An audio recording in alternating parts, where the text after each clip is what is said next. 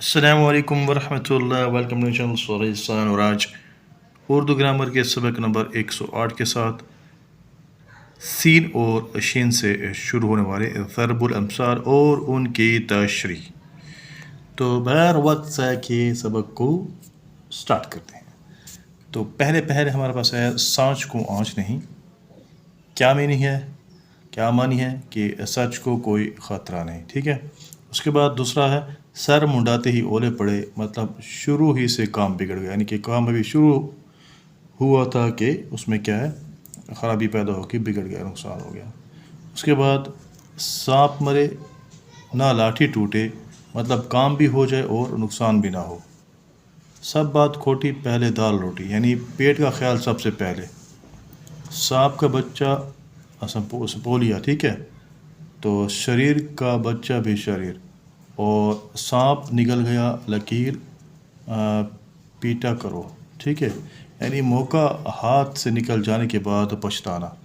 ساجھے کی ہنڈیا چوراہے میں پھوٹتی ہے، مطلب شراکت کے کاموں میں جھگڑا ضروری ہوتا ہے۔ 100 سنار کی ایک لوہار کی، مطلب زبردست کا بول بالا، کمزور کی 100 چوٹیں، زبردست کی ایک۔ ساون کے اندھے کو ہرا ہی سوجتا ہے، مطلب برے آدمی کو سب برے ہی نظر آتے ہیں۔ اور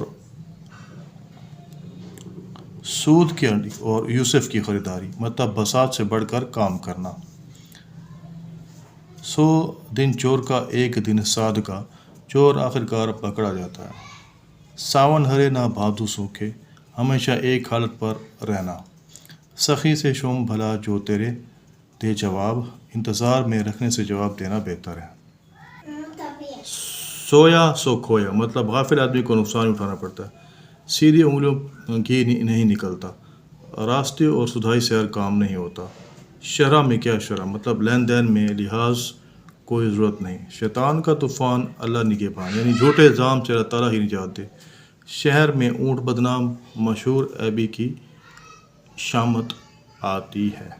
تو یہاں پر ہم سبق کو کمپلیٹ کرتے ہیں، مکمل کرتے ہیں کہ سین اور شین سے شروع ہونے والے ضرب الامثال تھے اور ان کی تشریح۔